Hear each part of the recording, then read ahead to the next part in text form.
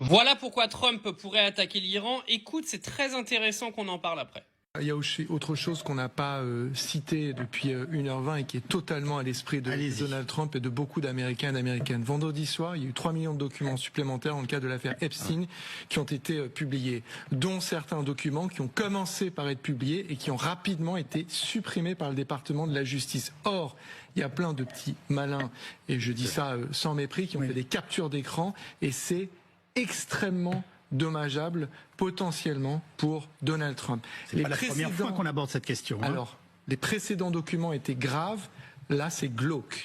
Ce qui est révélé dans ces documents. Beaucoup d'Américains et d'Américaines ont ça à l'esprit, et quand on parle d'inonder la surface médiatique afin de faire oublier certains documents qui effectivement sont potentiellement très préjudiciables pour l'occupant de la Maison-Blanche, une opération militaire contre l'Iran qui pourrait recueillir un soutien, vu la dégueulasserie, si vous me permettez le terme, de ce régime, ça peut être un outil relativement efficace.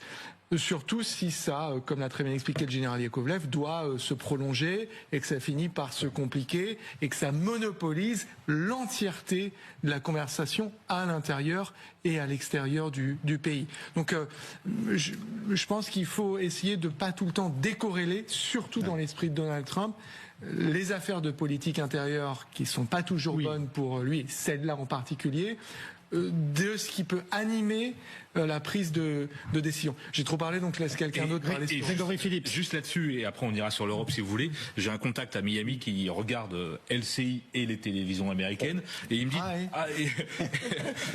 et il me dit, mais vous faites de l'Iran, etc. Nous, on est sur le dossier Epstein. Voilà. Il dit, j'ai les télés américaines, elles sont à fond sur le dossier Epstein. Pourquoi est-ce que vous êtes 24 heures sur 24 sur l'Iran en ce moment? Bon, pour une fois qu'LCI dit pas des conneries, on va en parler. C'est une réalité, les amis. Vous savez que Donald Trump est en train de faire n'importe quoi dans la politique intérieure de son pays. C'est-à-dire que là, il y a des dossiers qui sont sortis comme quoi il se serait fait pomper le chibron par des gamines de 13 ans. Faut quand même le savoir, les documents, ils sont sortis. Moi, je les ai lus. Enfin, ceux qui ont fuité, parce qu'il y a plus de 3000 documents, 3 millions, je sais même plus combien de documents sont sortis, mais c'est n'importe quoi.